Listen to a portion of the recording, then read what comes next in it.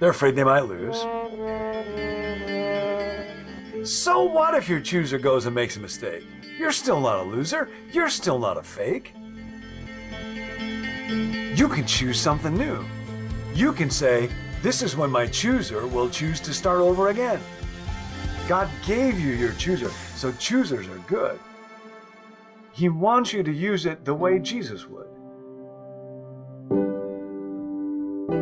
Someday you'll grow up.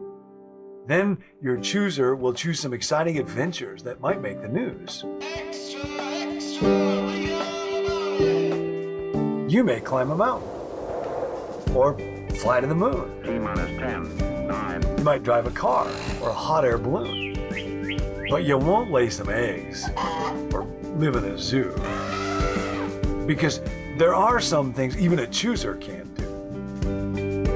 Or your thinker can think, which will make you quite smart. And your feeler can feel, which is good for your heart. But your chooser will choose what you say and you do. So your choosing is really just choosing up you. Whenever you're stuck and your mind fills with doubt, you can just pray to God, and He'll come help you out.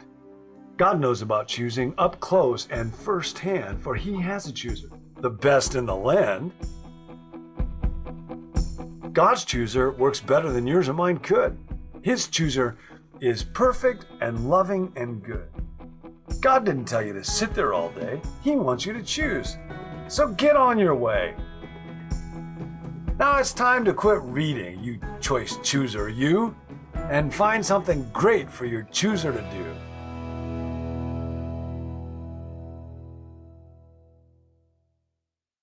One day, a day you will never forget, you welcomed a beautiful little blob of protoplasm into your family and watched the miracle of life growing.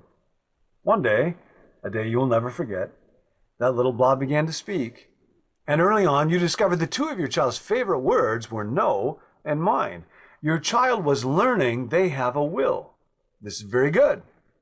But human wills, including the will of that beautiful little blob you brought home, get bent and twisted by selfishness and sin. That's very bad.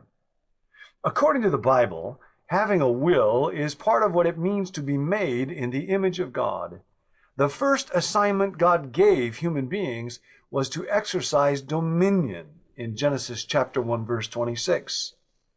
Each of us has a little kingdom, that sphere where our choices make a difference. We can say yes and no. We can create and decide. It's this core God-given capacity that I call a chooser in this book. The shaping and training of the will, helping it to be strong and powerful in the service of the good, is one of the most important and most challenging tasks on earth. The reason this is such a challenge is because when your child was a baby, your will was always in charge. With a newborn, you can make all the choices to keep them safe and warm and fed and loved. But every day, your child's will gets a little more developed. Every day, your will must die a little. It's part of the long goodbye that begins so soon, that deepens on the first day of kindergarten and the first day of college. This little book flows out of a book about choosing for adults called All the Places to Go, How Will You Know? So many of us grown-ups live our whole lives with a fear of making choices and missing out on God's will for our lives. But God made us to choose, and He wants to help us do it well. The deepest part of God's will for us is not the situations we inhabit, but the people we become. So, what are you waiting for? You have a chooser, made in the image of our magnificent God. Let the choosing begin. We hope you've enjoyed your magnificent chooser, an Oasis audio production. Text copyright 2017 by John Ortberg. Production copyright 2017 by Oasis Audio, under arrangement with Tyndale House Publishers Incorporated.